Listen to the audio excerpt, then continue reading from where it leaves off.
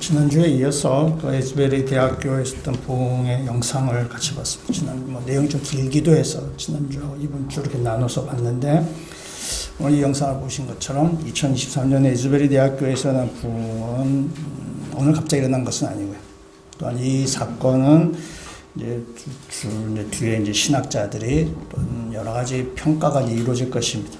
좀 당장의 평가 내기는 어렵고요. 그러나 부흥은 여러 가지 그 회개가 뒷받침돼야 되고 열매가 있을 때 그걸 부흥이라 얘기하고, 지금 요거는 그냥 각성, 어웨이크닝 그 정도로 지금 이렇게 해석을 하시더라고요. 좀 더 시간이 좀 걸려서 이것이 어떤 열매로 나타날지는 또 여러 가지 그 인도하시는 분이나 우리 그리스도인이 달려있다고 생각하는데, 오늘 영상을 보시면서 그 에즈베리 대학교의 부흥이 오늘 갑자기 일어난 것이 아니라 그 전부터 준비한 사람들이 있었던 것이 하나님의 부흥을 사모하고 또 하나님을 경험하기를 원하고 역사함을 좀 사모한 사람이 있었습니다. 그 중에 한 사람이 나왔던 말레이시아의 닥터 홍이라는 그분입니다.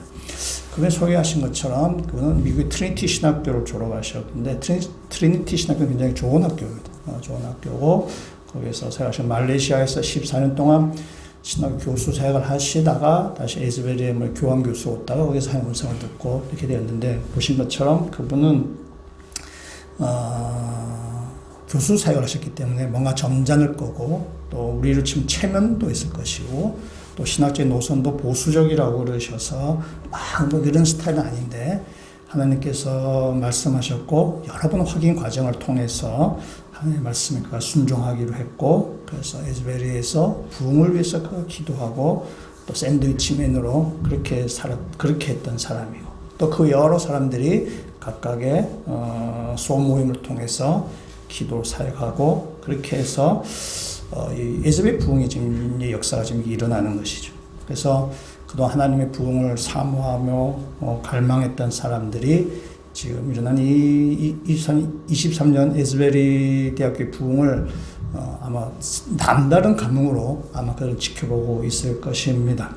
그래서 부흥이 갑자기 일어난 것이 아니라 그 가운데서 부흥을 사모하며 하나님을 사랑하는 사람들이 이렇게 있었기 때문에 이런 사건이 일어났다라고 우리는 인정하지 않을 수가 없습니다. 오늘 우리가 히브리서 말씀을 보신데요, 이 히브리서 말씀에도 하나님을 경험하고 하나님의 부흥을 사모한 또 한 사람이 보면 나옵니다. 그 바로 기생 라합입니다. 히브리서 11장 31절 말씀, 오늘 본문의 말씀을 같이 한번 읽어보도록 하겠습니다. 믿음으로 기생 라합은 정탐꾼을 평안히 영접하였으므로 순종하지 아니한 자와 함께 멸망하지 아니하였도다. 아멘. 우리 성경을 좀 아시는 분은 라합이 어떤 사람이 다 알 것입니다. 이 라합의 프로필을 한번 얘기해보면 이렇게 되죠. 라합은 여자입니다. 여자이고 이방인이고 그 다음에 기생입니다. 이게 볼 때에 여자, 이방인, 그럼 우리가 어느 정도 받아줄 수 있어. 그렇구나. 근데 기생이라고 해요. 이 기생은 참 받아주기가 참 우리가 좀 불편합니다.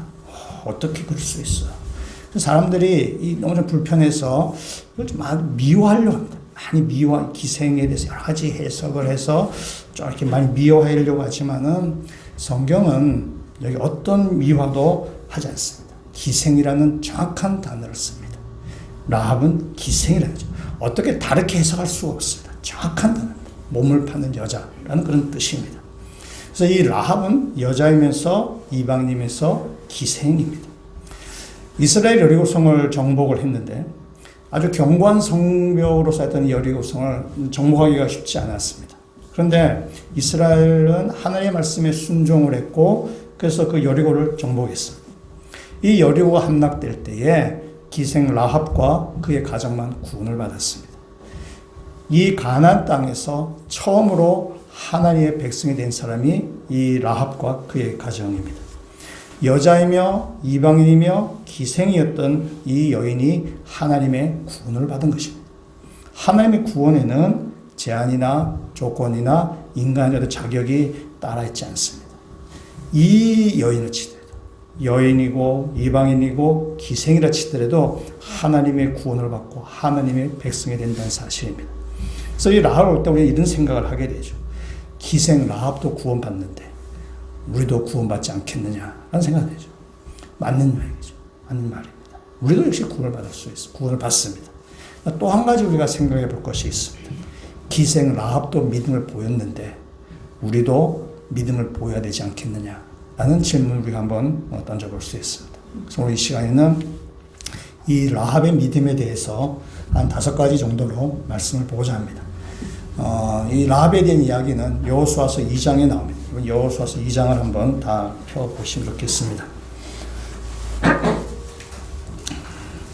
라합은 여리고 사람인데요. 그러니까 이방인입니다. 근데 이 라합이 어떻게 믿음을 가지게 되었는가라는 거죠. 그래서 아주 재미나게 해석하는 사람들도 있습니다.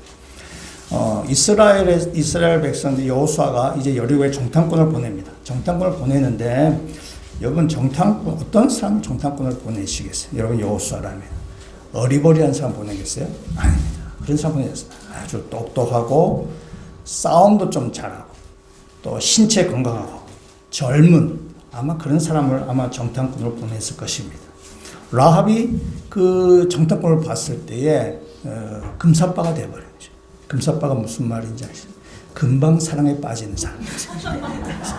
이 정탐꾼은 얼마나 멋있겠어요. 젊고 싸움도 좀 이렇게 하고 아주 눈치도 빠르고 똑똑한 사람이 왔으니까 이 라합이 한눈 딱 빠져버린 거예요. 그래서 정탐꾼을 막 도와주고 그래서 구원을 받았다라고 이렇게 해석을 하는데 재미있는 해석이지만은 성경에 어떤 근거도 없습니다. 그냥 소설가들이 창작으로만 할 수 있지만은 성경에 근거는 없습니다. 그러면 라합이 어떻게 믿음을 가지게 되었는가? 오늘 말씀 여호수아서 2장 9절에서부터 11절까지 있는 말씀을 한번 같이 한번 읽어보도록 하겠습니다. 말하되 여호와께서 이 땅을 너희에게 주신 줄을 내가 아노라. 우리가 너희를 심히 두려워하고 이 땅 주민들이 다 너희 앞에서 간담이 녹나니 이는 너희가 애굽에서 나올 때에 여호와께서 너희 앞에서 홍해물을 마르게 하신 일과 너희가 요단 저쪽에 있는 아모리 사람의 두 왕 시온과 옥에게 행한 일 곧 그들을 전멸시킨 일을 우리가 들었음이니라. 우리가 듣자 곧 마음이 녹았고 너희로 말미암아 사람이 정신을 잃었나니 너희의 하나님 여호와는 위로는 하늘에서도 아래로는 땅에서도 하나님이시니라. 아멘. 라합은 이스라엘 백성에 대한 소문을 들은 것입니다. 그래서 라합의 믿음은 들음에서부터 시작되는 것입니다. 이스라엘 백성이 홍해를 건넌 사건, 요단강 건너편에서 두 나라를 이렇게 정복한 일. 그러면서 라합이 마지막 11절 이렇게 얘기를 하죠. 이렇게 고백하는 것입니다. 너희의 하나님 여호와는 위로는 하늘에서도 아래로는 땅에서도 하나님이시니라. 요거를 우리가 개혁 성경 어떻게 번역해서는 이렇게 번역했어요.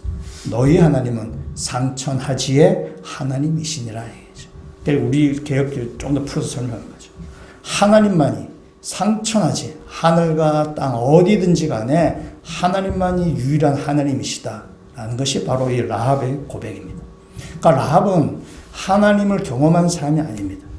하나님을 경험하지 않고 하나님께서 이스라엘 백성이 행하셨던 그 일을 듣고 라합은 하나님을 상천하지 하나님이라고 라합은 지금 고백하는 것입니다. 이스라엘 백성 한번 생각해보면요. 이스라엘 백성 하나님을 직접 경험한 사람들입니다. 그들은 애굽에게 내린 재앙 그들이 직접 목격했고 홍해를 그들은 두 발로 걸어간 사람들이고 만나와 메추라기를 매일 먹었던 사람입니다. 놀라운 경험이 아닐 수가 없어요. 놀라운 경험을 했지만 기적, 체험을 그들이 겪었지만은 그러나 이스라엘 백성 가운데 조그만 어려운 일이 생기면은 금방 이스라엘 백성 하나님께 원망하고 불평하고 불신하고 하나님 믿지 않았던 것이 바로 이스라엘 백성들입니다. 근데 라합은 직접 경험하지 않았지만은 하나님께서 행하신 이스라엘 백성에 대한 그 하나님의 말씀을 듣고 라합은 하나님에 대한 믿음을 가진 것입니다. 이 말은 당시에 라합이 있을 때는 성경책이 없었습니다. 그러니까 라합이 이 말씀을 들었다라는 의미는 오늘날로 치면은 우리가 성경을 읽었다는 뜻입니다. 성경책이 뭐냐? 하나님께서 행하셨던 일, 하나님께서 가르치신 말씀이 담겨 있는 것이 성경책이에요. 그러니까 라합 당시에는 성경책이 없지만 오늘 우리는 성경책이 있는 거죠. 그래서 우리의 믿음은 체험이나 어떤 기적적인 일을 경험을 통해서 거기서 기초가 쌓는 것이 아니라 말씀을 들음으로, 말씀을 읽음으로 그 안에서 우리의 믿음이 세워져 가야 된다는 사실입니다. 우리가 체험을 좋아하고 기적을 바라고 여러 가지 길도 우리가 좋아합니다. 근데 그 체험이나 기적 위에서 세워진 믿음은 굉장히 위험하고 불안정할 수밖에 없다는 사실입니다. 지금 우리나라에 뉴스 나온 것 중에 하나가, 여러분도 뭐 뉴스 보신 분이 계시지만은 JMS, 정명석 이단에 대한 뉴스가 지금 굉장히 이렇게 나오고 있습니다. 제가 개인적으로 제가 한 20년 전 대전에 사역을 했을 때인데, 그때 대전에서 우리 있을 때에 그때 카이스트 다니는 학생이 이 정명석을 막 추적한다는 그런 사람이 있을 때, 그때 제가 그 얘기를 들었는데, 그분이 지금 요즘 나오는 그 단국대학의 수학과 교수 그분이시더라. 그러니까 이분이 20년 동안 정명석 이단 내에서 막 이렇게 추적하고 밝히고 막 그랬던 사람. 참 이분이 큰 헌신이라고 생각합니다.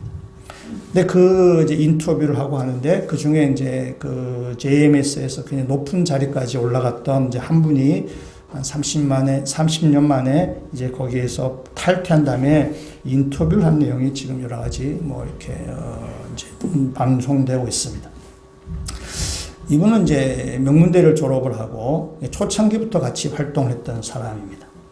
자기가 굉장히 똑똑한 사람인데 어떻게 자기가 이렇게 이단에 빠지게 되었는가를 쭉 설명하는데요. 자기 초창기 멤버여서 자기 성경에 대한 관심도 많고 궁금한 것도 많은데, 뭐 성경 2,000번 읽었다는 사람이 있다, 뭐 이렇게 설명해 주어서 뭐 이렇게 됐대요.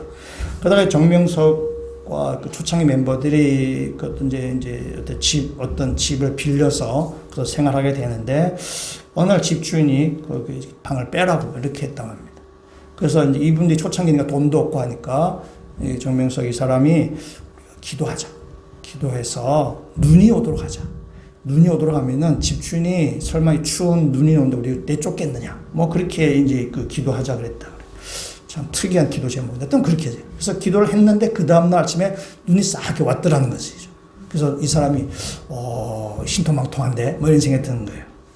또 정명석이가 1999년에 자기가 핍박을 당할 것이라고 얘기를 했는데, 실제 1999년에 막 경찰에 뭐 지명수배 받고 막 이런 일이 발생한 것입니다. 정명석 예언이 맞네? 뭐 이런 생각이 들었다는 거죠. 그 외에도 뭐 있는데, 뭐 많은 예언이 틀리고, 또 뭐 교리가 있는데 교리도 허점투성이지만은 이 본인이 신비적인 체험을 한 거죠. 신비적인 체험을 했다 자기가 믿는 것이고, 뭔가 놀라운 일을 그가 겪었다고 생각하는 것입니다. 그래서 교리 자체가 문제도 많고, 뭐 예언이 뭐 틀린 것이 훨씬 더 많음에도 불구하고 그냥 거기에 빠져서 그가 거기에서 한 평생을 그가 보낸 것입니다. 또한 이 JMS는 사람들 이렇게 전도할 때, 포섭할 때 주로 어디가 타겟인가 하면은 젊은 사람들. 그 다음에 여자는 키 크고 예쁘고 명문대에 나온 사람들. 이 사람 집중적으로 포섭한다. 할머니는 하지 않는다는 거죠. 아주 이제 왜냐면은 키 크고 예쁘고 명문대학을 다니는 여대생이 다니면은 다른 사람들이 보고, 와, 뭐가 있는가 보다. 야, 뭐가 거기 괜찮은가 보다. 라고 해서 또 이렇게 빠지게 된다는 것이죠. 여러분, 우리가 체험을 따라가면, 눈에 보이는 것을 따라가면은 아주 위험하다는 것입니다. 우리에게 체험이 필요할 때도 있고 기적이 일어날 때도 있습니다. 그러나 그것이 우리의 믿음의 발판이 돼서는 안 됩니다. 우리의 믿음의 토대는 하늘의 말씀, 성경 말씀이 우리의 믿음의 토대가 되어야만 거기서 우리가 믿음이 더 단단해지고 우리의 믿음이 건강하게 자라갈 수 있다는 사실입니다. 라합이 바로 그를 본 거죠. 라합은 하나님에 대한 경험과 체험을 하지 않은 사람이지만, 그러나 하나님께서 행하신 일을 그가 듣고, 오늘 아침에 성경 말씀을 그가 듣고 하나님에 대한 믿음을 그가 가지게 되었다는 사실입니다. 여러분의 신앙도 말씀에 세워가시는, 그래서 든든한 토대 위에 세워가시는 그런 믿음을 가지시기를 주의 이름으로 축원합니다. 두 번째, 라합은 그의 믿음을 행함으로 이렇게 드러나게 됩니다. 그러니까 라합은 신앙 고백에만 머무르지 않고 그가 자신의 행함으로 보여야 됩니다. 여호수아 2장 2절과 3절에 있는 말씀을 같이 한번 읽어보도록 하겠습니다. 어떤 사람이 여리고 왕에게 말하여 이르되, 보소서, 이 밤에 이스라엘 중에 몇 사람이 이 땅을 정탐하러 이리로 들어왔나이다. 여리고 왕이 라합에게 사람을 보내어 이르되 내게로 와서 내 집에 들어간 그 사람들을 끌어내라. 그들은 이 온 땅을 정탐하러 왔느니라. 아멘. 정탐꾼이 여리고 성에 들어갔습니다. 근데 뭐 좀 띨박했던지 눈에 표시 났던지 눈치를 좀 챘습니다. 눈치를 채서 여리고 경찰서에 신고를 했습니다. 이 내가 지금 보니까요, 이스라엘 사람으로 보이는 그 정탐꾼이 우리 안에 들어와서요, 지금 우리를 이렇게 막 정탐하고 있습니다. 기생 라합의 집에 들어가서 제가 봤습니다. 라고 했어요. 그래서 여리고 경찰서에서 라합의 집에 뒤닥칩니다. 타타타닥 두드려. 라합, 너희 집에 이스라엘 정탐꾼이 들어왔다는 소식을 우리가 듣고 왔다. 빨리 스파이를 빨리 끌고 와라. 라고 그렇게 경찰이 라합이 얘기했습니다. 그때 이 라합이 이렇게 얘기합니다. 4절에서부터 6절까지 있는 말씀도 우리 한번 같이 한번 읽어보도록 하겠습니다. 그 여인이 그 두 사람 이미 숨긴지라 이르되 과연 그 사람들이 내게 왔었으나 그들이 어디에서 왔는지 나는 알지 못하였고 그 사람들이 어두워 성문을 닫을 때쯤 되어 나갔으니 어디로 갔는지 내가 알지 못하나 급히 따라가라. 그리하면 그들을 따라 잡으리라 하였으나 그가 이미 그들을 이끌고 지붕에 올라가서 그 지붕에 버려놓은 삼대에 숨겼더라. 아멘.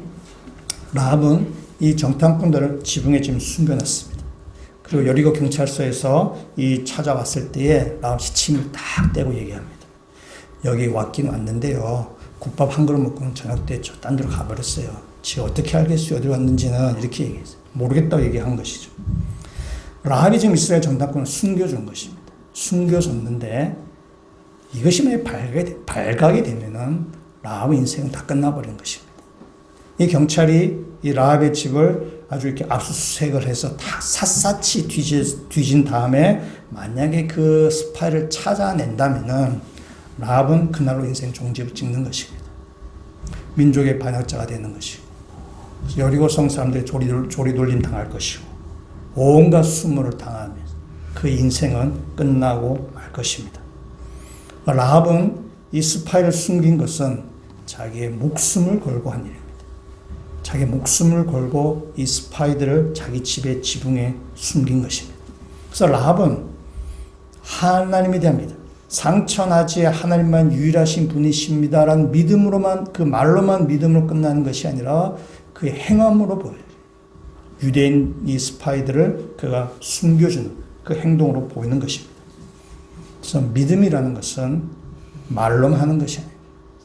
말의 고백이 중요하고 필요하지만 말로만 그치는 것이 아니라 행함으로 증명돼야 되는 것입니다. 죽어있는 물고기는 물결에 따라서 이리저리 휩쓸려 다니게 됩니다. 그러나 살아있는 물고기는 물살을 거슬러 올라가는 것입니다. 우리 죽은 신앙은 세상의 흐름에 따라 흘러가지만은 그러나 살아있는 믿음은 세상을 거슬러 올라가는 것입니다. 찬송가는 그렇게 해야죠. 세상 풍조는 나날이 바뀌어도 나는 내 믿음 지키리니. 세상 풍조 아무리 바뀐다 치더라도 신실한 믿음은 자기 믿음을 지키는 것입니다. 그것이 살아있는 믿음인 거죠. 그래서 세상 풍조에 휩쓸려 떠나가는 것은 죽은 신앙이지만 세상 풍조가 어떠하든지 간에 그를 거스르는 것은 바로 살아있는 믿음이라는 사실입니다. 야고보서에서 라합의 그 믿음을 소개하게 되는데요. 야고보서 2장 24절에서 26절 앞에 스크린 우리 같이 한번 보면 좋겠습니다. 같이 한번 읽어보도록 하겠습니다. 이로 보건대 사람이 행함으로 의롭다 하심을 받고 믿음으로만은 아니니라. 또 이와 같이 기생 라합이 사자들을 접대하여 다른 길로 나가게 할 때에 행함으로 의롭다 하심을 받은 것이 아니냐. 영혼 없는 몸이 죽은 것 같이 행함이 없는 믿음은 죽은 것이니라. 아멘. 야고보서는 믿음과 행함이 불가분의 관계에 있다. 믿음과 행함이 서로 다르지 않다라는 것을 우리에게 보여주는 서신서입니다. 그래서 이 야고보서 말씀에 보면은 24절 말씀도 봤지만은 24절 앞에 어떤 내용인가 하면은 믿음을 얘기할 때에 믿음을 대표하는 사람으로 아브라함의 예를 들고 있어요. 그리고 행함을 얘기할 때 24절 이하에 지금 라합을 지금 예를 들고 있는 것입니다. 그 라합의 믿음을 아브라함과 같은 급으로 지금 설명하고 있는 것이 야고보서입니다. 아브라함이 믿음으로 자기 아들 이삭을 바친 것처럼 라합은 믿음으로 정탐꾼을 숨겨주었다라는 것입니다. 그래서 라합이 정탐꾼을 숨겨준 것을 믿음이요, 행함이 있는 믿음으로 야고보서가 설명하고 있습니다. 라합은 정탐꾼을 숨겨준 것은 자기의 목숨을 내놓은 일, 민족을 배신하는 일입니다. 세상을 거스르는 일입니다. 그러나 세상에 타협하지 아니하고 하나님에 대한 분명한 믿음을 가지고 세상을 거스리는 그런 행함을 보여준 것이 바로 이 라합의 믿음이라는 사실입니다. 그것이 참된 믿음. 오늘도 이 땅 가운데 우리가 살아있는 믿음으로 세상의 풍조에 따라 휩쓸려 가는 그러한 죽어가는 죽은 우리 신앙이 아니라 살아있는 신앙으로 세상과 타협하지 않으며 세상을 거스리는 그 믿음의 성도 되시기를 주의 이름으로 축원합니다. 세 번째 한번 라합의 믿음을 보면은 이 라합의 믿음은 약속을 믿는 믿음이에요. 2장 17절 말씀부터 여호수아서 2장 17절 말씀부터 제가 한번 읽도록 하겠습니다. 그 사람들이 그에게 이르되 내가 우리에게 서약하게 한 이 맹세에 대하여 우리가 허물이 없게 하리니 우리가 이 땅에 들어올 때 우리를 달아내린 창문에 이 붉은 줄을 매고 내 부모와 형제와 내 아버지의 가족을 다 내 집에 모으라. 누구든지 내 집 문을 나가서 거리로 가면 그의 피가 그의 머리로 돌아갈 것이요 우리는 허물이 없으리라. 그러나 누구든지 너와 함께 집에 있는 자에게 손을 대면 그의 피는 우리의 머리로 돌아오려니와 내가 우리의 이 일을 누설하면 내가 우리에게 서약하게 한 맹세에 대하여 우리에게 허물이 없으리라 하니 라합이 이르되 너희의 말대로 할 것이라 하고 그들을 보내어 가게 하고 붉은 줄을 창문에 매니라. 아멘. 라합이 정탐꾼들을 잘 지켜서 무사하게 이렇게 돌아가게 했습니다. 정탐꾼들이 라합에게 우리가 이 성을 정복할 텐데 너희가 구원하는 약속을 이제 하게 됩니다. 우리의 여리고성을 허물 텐데 그때 라합 당신의 창문에 붉은 줄을 달아매십시오. 그 붉은 줄을 달아낸 것을 보고는 우리 이스라엘 군인들이 당신 집을 해치지 않겠습니다 하고 이렇게 이야기를 했습니다. 이 붉은 줄의 의미가 뭐냐라고 할 때에 예수 그리스도의 피를 상징하는 것이라고 해석을 하지만 궁극적으로는 그런 의미를 담아낼 수 있지만은 1차적으로는 이건 그냥 약속입니다. 이스라엘 정탐꾼과 라합 사이의 약속입니다. 이스라엘 백성과 라합 사이의 약속을 맺은 것입니다. 라합이 구원받는 약속입니다. 그래서 라합이 이 붉은 줄을 맸을 때에 이스라엘 군인들은 여리고를 정복하다가 그 굵은 줄을 보고는 그 라합의 집은 건드리지 않는 것입니다. 라합의 집을 해치지 않는 것입니다. 라합은 그 약속을 믿고 붉은 줄을 매다는 것입니다. 이게 믿음이에요. 붉은 줄을 매달아서 내가 살 수 있다라는 그 믿음이에요. 그래서 붉은 줄을 지금 매다는 것입니다. 그래서 오늘 읽었던 이 말씀은 뭐냐면은 이런 약속을 지금 맺는 거죠. 당신이 붉은 줄을 매면 우리가 지키겠습니다. 만약에 붉은 줄을 맺는데 우리 군인들이, 우리 이스라엘 사람이 당신 집에 가서 뭘 해하거나 당신을 해친거나 하면은 그 피가 우리에게 돌아올 것입니다. 근데 만약 당신이 붉은 줄을 매지 않거나 그 약속을 믿지 못해서 길거리를 돌아다니거나 그래서 당신이 뭔가 해를 당하면, 죽음을 당하거나 하면은 그 책임은 우리에게 없습니다. 그건 당신의 책임입니다. 이 붉은 줄은 뭐냐면 구원에 대한 약속입니다. 붉은 줄을 매달고 있으면 당신은 구원을 받습니다라는 이스라엘과 라합 사이의 약속이에요. 그 약속을 믿고 붉은 줄을 매단 것이 바로 라합입니다. 하나님께서는 우리를 구원하실 때에 약속을 하셨어요. 하나님이 아담과 약속하셨죠. 아담과 약속이 뭐예요? 선악과입니다. 에덴 동산 가운데 내가 선악과와 생명나무를 내가 심는데 너 선악과를 볼 때마다 이 에덴의 주인이 하나님이다. 하나님이 왕이라는 사실을 너희가 꼭 기억해라. 라는 것이 하나님과 아담 사이에 맺은 약속입니다. 아담은 선악과를 보면서 하나님 주인이시구나. 하나님 왕이시구나. 내가 왕이 아니구나. 라는 것을 아담은 계속 봐야 되는 것입니다. 하나님 노아하고도 약속했습니다. 노아에게 방주를 만들라고 말씀하셨고 이 방주에 들어가면은 구원을 받을 것이라고 약속하셨어요. 그러나 방주에 들어가지 아니하면은 심판을 받으죠. 그래서 많은 사람이 그 방주에 들어가지 않아서 홍수에 다 떠밀려가서 심판을 받습니다. 하나님께서 애굽에 있는 이스라엘 백성에게 약속하죠. 너의 집 문설주와 문 기둥에 어린 양을 피를 발라라. 어린 양의 피를 바르면 내가 너를 구원하겠다라고 약속하셨죠. 그래서 이스라엘 백성이 그 약속을 믿고 어린 양의 피를 발랐을 때에 하나님의 심판이 그 집을 유월해가는 거죠. 패스오버 해가는 것입니다.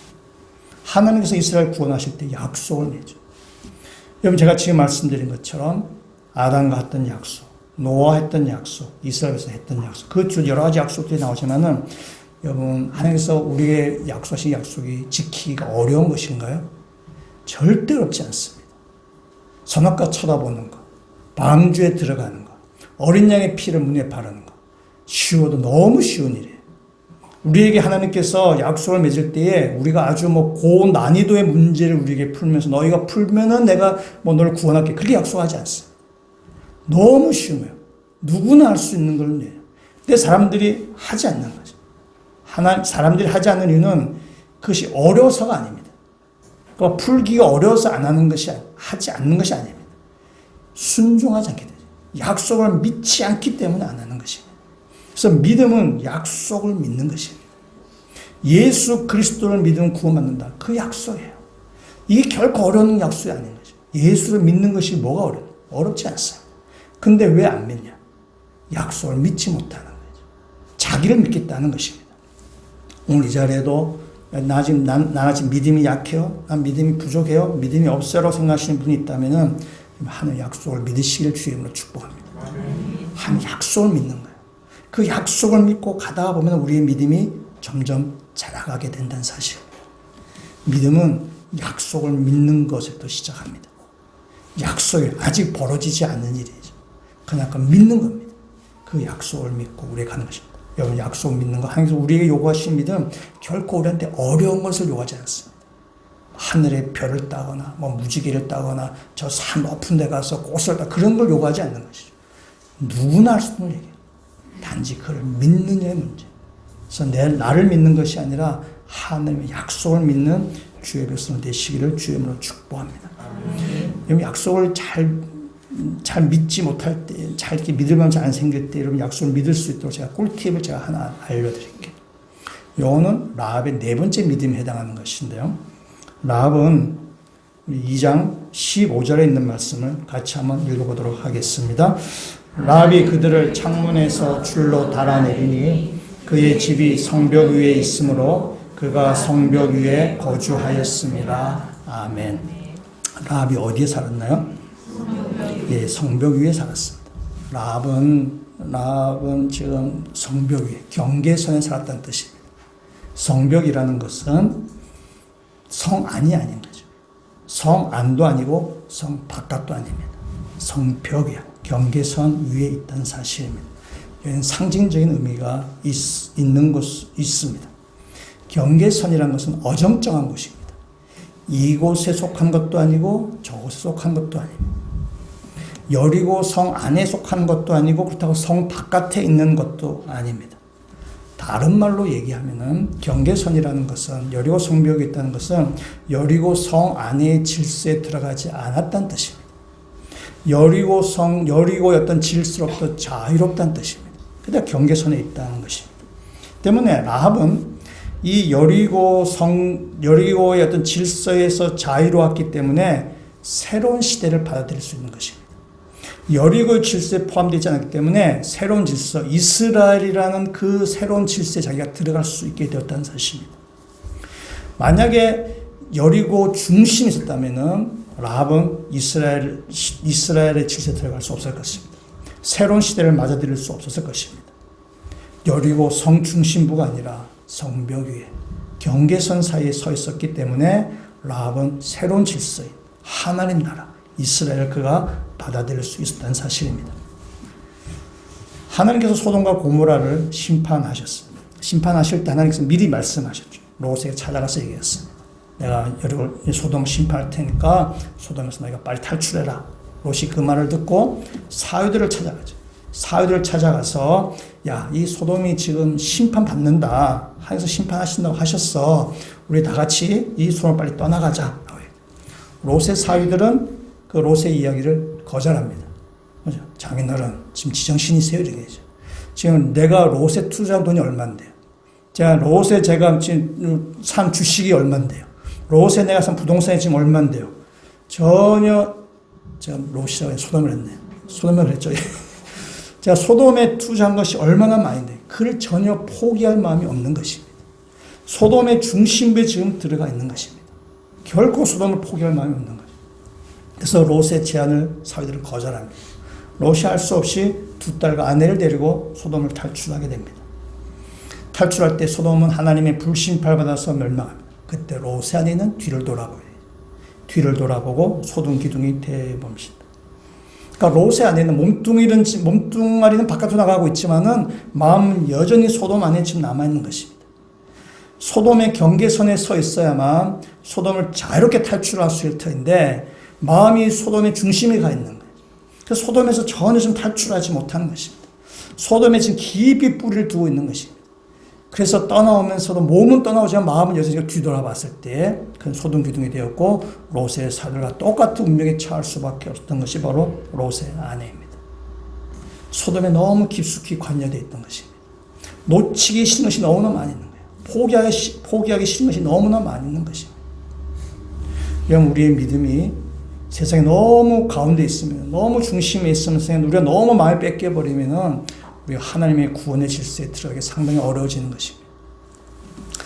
여러분, 성경은 그리스도인을 뭐라 얘기하냐면 나그네라고 얘기하죠. 세상에 나그네 된 백성을 얘기합니다. 오늘 라합을 얘기하면은 세상의 경계선에 서 있는 사람이 바로 우리 그리스도인입니다. 2001년에 미국 타임즈에서 미국 최고의 신학자로 선정된 사람이 스탠리 하우어스라는 신학자입니다. 이분의 책이 몇 권이 있는데 그 중에 하나님의 나그네 된 백성이라는 책이 있습니다. 굉장히 좋은 책이어서 이렇게 읽어보시면 좋을 것 같습니다. 이 책의 영어 제목은 Residence Alien입니다. Residence란 말은 잠시 머문다는 뜻입니다. 여러분, 레지던스 호텔이라는 걸 아시는지 모르겠어요. 어떤 사람이 어떤 지역을 방문했을 때, 뭐 출장하거나 여행을 하거나 어떤 지역을 방문했을 때 호텔에 오래 기간 머물기는 돈이 많이 드는 거예요. 호텔 같은 서비스는 받기를 원하는데 호텔에 장기간 머물기 너무 어려우니까 호텔 같은 서비스를 받으면서 오래 머물 수 있게 하는 것이 바로 레지던스 호텔입니다. 오랫동안 머물 수 있어요. 값이 싸기 때문에. 그렇지만은 집은 아닙니다. 언젠가는 그걸 떠나야 되는 것입니다. 그래서 레지던스라는 이 말은 잠시 머문다는 뜻입니다. 에일리언, 여러분 잘 아시는 것처럼 이거 외계인이라는 뜻입니다. 지구 생명체 아닌 외계인이라는 뜻이죠. 때문에 그리스도인은 누군가 레지던트 에일리언스, 이 땅에 잠시 머무는, 이 땅의 사람이 아닌 에일리언, 외계인처럼 살아가는 사람, 그것이 바로 그리스도예요. 이 세상의 경계인으로 살아가는 사람, 이 세상의 질서에 편입되지 아니하고 이 세상의 경계선에 있어서 새로운 질서를 받아들일 수 있는 그 자리에 서 있는 것, 그것이 바로 우리 그리스도인의 모습이라는 사실입니다. 성경에서 그리스도인을 세상에 나그네된 나그네라고 성경 이야기하고 있습니다. 우린 세상에서 나그네로, 주변인으로, 경계인으로 사는 사람입니다. 그래야만 우리가 세상에서 자유로워지고 세상에서 언제든지 우리가 탈출할 수 있고 세상에 미련 가지지 않냐고 손 털고 세상에서부터 하나님 나라로 우리가 가게 된다는 사실입니다. 그럴 때에, 경계선에 서 있을 때에 하나님의 약속을 믿게 되어 있습니다. 너무 세상 가운데 있으면은 약속을 못 믿어요. 왜냐하면 세상에 너무나 투자한 것이 많기 때문에, 세상에 너무나 마음을 많이 쏟았기 때문에 약속보다 내가 투자한 것을 믿게 되는 것입니다. 여러분, 세상에 너무나 깊이 빠져들지 아니하고 여러분이 세상 가운데 경계선에 서 있습니다. 세상에 나그네로 살아가시는 주의 백성들 되시기를 주의 이름으로 축원합니다. 마지막 다섯 번째로 라합의 믿음을 보면은 라합은 그 믿음에 대한 보상을 받습니다. 여호수아서 6장으로 한번 가보시겠습니다. 6장 25절에 있는 말씀인데요. 6장 25절 말씀 같이 묵도하겠습니다. 여호수아가 기생 라합과 그의 아버지의 가족과 그에게 속한 모든 것을 살렸으므로 그가 오늘까지 이스라엘 중에 거주하였으니 이는 여호수아가 여리고를 정탐하려고 보낸 사자들을 숨겼음이었더라. 아멘. 이 라합이 정탐꾼을 숨겼기 때문에 여리고가 함락될 때에 라합은 구원받습니다. 라합만이 아니라 라합과 그의 가족들도 함께 구원받습니다. 그러니까 라합도 하나님의 약속을 믿었고 그의 가족들은 라합을 믿은 거죠. 라합을 믿고 그의 집에 이렇게 다 모이게 된 것입니다. 그래서 라합은 여리고성이 무너질 때 그 하나님의 약속을 믿고 붉은 줄을 매달았고 그 믿음의 보상으로 여리고성이 함락될 때 죽지 않고 구원을 받은 것입니다. 이것이 라합이 받은 보상이에요. 근데 라합의 보상이 이것으로 끝나지 않습니다. 마태복음 1장 5절에 있는 말씀을 앞에 스크린에 있을 텐데 같이 한번 읽어보도록 하겠습니다. 살몬은 라합에게서 보아스를 낳고 보아스는 룻에게서 오벳을 낳고 오벳은 이새를 낳고 이새는 누구를 낳나요? 다윗을 낳습니다. 그래서 이 라합은 다윗의 조상이 지금 되는 것입니다. 마태복음 1장에 나오는 이 족보는 예수님의 족보입니다. 예수님의 족보에 5명의 여인이 있는데 그 중에 한 명이 바로 이 라합입니다. 기생이었지만 예수님의 족보의 이름이 지금 당당히 올라가는 것입니다. 이것이 라합의 그 믿음에 대한 보상인 것입니다. 여리고성이 함락되고 나서 이 라합의 인생은 180도 바뀝니다. 여리고 성벽 위에 있던 이 기생 라합이 이스라엘 다윗의 조상이 되는 것입니다. 세상의 경계선 위에 서 있던 사람이 하나님 나라의 백성이 지금 되는 것입니다. 세상의 경계선에서 세상의 질서를 따르지 아니하고 믿음으로 하나님을 선택한 것이 바로 라합입니다. 그래서 라합은 여리고에서는 쪽박 인생이었지만은 하나님 나라에서는 대박 인생으로 변화된 것입니다. 여러분, 우리의 인생은 이 땅의 삶이 끝이 아닙니다. 이 땅의 삶이 우리 인생의 전부가 아닙니다. 우리는 이 땅의 인생 말고 또 다른 인생이 우리 가운데 준비되어 있습니다. 이 땅에서 믿음으로 사는 사람에게는 하나님 나라의 백성으로서의 그 보상이 우리 가운데 준비되어 있을 것입니다. 우리는 그것을 바라보고 사는 사람입니다. 때문에 우리가 누리는 복은 세상에서의 성공의 복이 아니라 하나님의 백성으로 사는 것이 우리가 누릴 참된 복이라는 사실입니다. 우리는 그 복을 믿고 그 복을 바라보며 이 땅 가운데 믿음으로 사는 것입니다. 이 땅의 경계인으로 우리가 사는 것입니다. 그것이 우리가 참된 복을 누리는 하나님의 자녀, 그리스도 제자의 모습을 낼 것입니다. 앞으로 설교하기 전에 영상을 우리가 봤었는데 2003년 에즈부리 대학교의 부흥을 소개한 영상인데 거기 나오신 그 헤어스타일이 참 독특하신 목사님이 그 류흥렬 목사님입니다. 류흥렬 목사님은 총신대 교수님 하시다가 그 워싱턴 중앙장로교회에 그 사역을 하시러 미국으로 가셨고 이민교회를 지금 사역하십니다. 이 영상을 보는데 그 알고리즘에 의해서 이 류 목사님의 설교가 제가 몇 번 제가 보게 됐습니다. 그 중에 한 부분에 나온 내용입니다. 미국은 청교도가 세운 나라입니다. 그래서 미국은 무슨 행사를 할 때에 목사님 초청해서 예배를 드려요. 설교를 듣고 기도를 받게 됩니다. 지금 미국 대통령 조 바이든인데 조 바이든이 대통령 취임식을 할 때 성경책에 손을 얹고 이렇게 선설했습니다. 그 취임식에 초청받은 목사님이 그 대통령을 위해서 축복 기도를 합니다. 이렇게 쭉 이어져. 대통령과 그다음에 또 미국과 또 대통령의 가정을 위해서 축복하는 기도를 쭉 합니다. 그리고 기도에 이제 마무리를 이렇게 기도를 했습니다. 다양한 종교의 이름으로 기도합니다. 아멘. 이렇게 기도해야 되죠. 예수님의 이름으로 기도한다고 하지 않는 거죠. 다양한 종교의 이름으로 기도한다고 마무리하는 것입니다. 2022년 1월 4일 하원이 개원할 때에 감리교 목사님이 초청받아서 기도했습니다. 이분 또 마무리를 이렇게 기도했습니다. 기도를 쭉 나온 다음에 모든 것을 유일하신 신, 아마 하나님 얘기하겠죠. 브라만 혹은 다른 다양한 종교에서 다양한 이름으로 불려지는 신의 이름으로 기도합니다. 이렇게 기도하는 것이죠. 유일하신 하나님 기도하지 아니하고 예수님의 이름으로 기도하지 않는 것이죠. 근데 마지막 아멘이 더 압권이었어요. 이렇게 다양한 신의 이름으로 기도합니다. 에이멘, 에이우먼 이렇게 기도하시죠. 남자 이름으로 여자의 이름으로 지금 기도하는 것입니다. 지금 미국 사회가 지금 이렇게 됐다는 거죠. 어쩌면 우리나라도 조만간에 들어올 수 있습니다. 시대의 흐름이 지금 그렇게 흘러가고 있는 것입니다. 청교도가 세운 미국인데 이제는 더 이상 예수님의 이름으로 기도하지 못하는 그런 나라가 되었어요. 시대의 흐름이에요. 그래서 아마 시대의 흐름을 뭐 이렇게 바꿀 수는 없을 것입니다. 그렇다면 중요한 것은 뭐냐? 이런 시대에서 우리가 어떻게 살 것이냐는 거죠. 이런 시대에서 우리가 어떻게 믿음을 가지고 살 것이냐가 우리에게 주어진 숙제인 것입니다. 여러분, 시대를 바꿀 수 없는 것입니다. 시대 쭉 흘러가는, 더 타락해가는 시대, 또 하나님을 부정하는 시대로 갈 것입니다. 그러나 그 시대를 바꿀 수는 없지만, 그러나 그 시대 가운데 우리가 어떻게 믿음을 지켜나갈 것이란 거죠. 그 루용조 목사님이 그 미국 하원 의원 개원식에 기도자로 초청을 받았습니다. 참석하기 전에 그 미국 국회에서 이분이 이제 신상조사를 다 하고 또 기도문도 사전에 제출해서 다 이렇게 검증을 하고, 그래서 또 종교가 우리가 다양하기 때문에 기독교를 드러내는 민감한 단어를 이렇게 사용하지 말라는 주의사항도 이렇게 들었습니다. 그래서 기도하러 가기 전날 밤 12시에 기도문을 딱 보냈고, 이제 그 다음날 이메일을 확인하지 않고, 일부러 확인하지 않고 이제 기도하러 갔습니다. 그리고 기도를 다 하고 마무리로 예수님의 이름으로 기도합니다. 그렇게 마무리하고 내려왔어요. 이 하원 의원 개원식을 생중계로 다 이렇게 방송한다고 합니다. 그래서 그 다음날 많은 사람들이 이메일로, 전화가 이렇게 많이 왔답니다. 왜 그렇게 기도하냐라고 따지는 사람 한 사람도 없었고, 더 있는 사람이 다 예수님의 이름으로 기도해줘서 고맙다 라는 그 말씀들을 했다는 것입니다.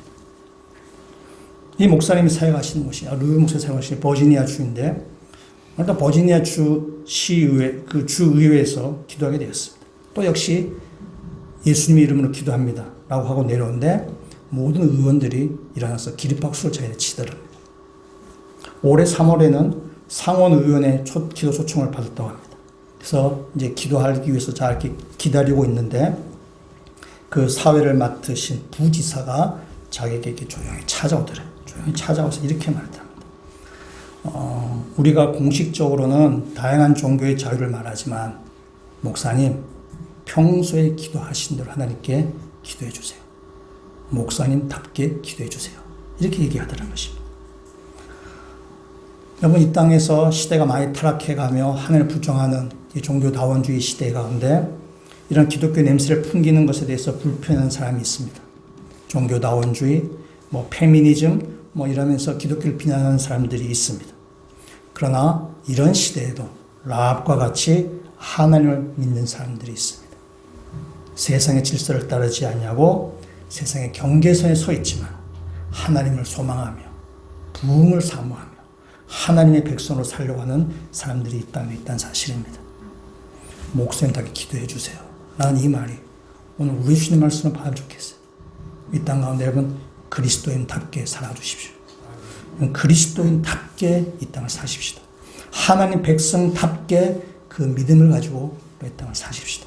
그것이 승리하는 길입니다. 우리가 경계선에 서 있는 것이 불안해요. 불안하기 때문에 자꾸 성 안에 들어가려고 하는 것입니다. 세상 속에 들어가야만 뭔가 안정이 되고 뭔가 평안하고 뭔가 이렇게 보장이 될 것이라고 생각합니다. 아닙니다.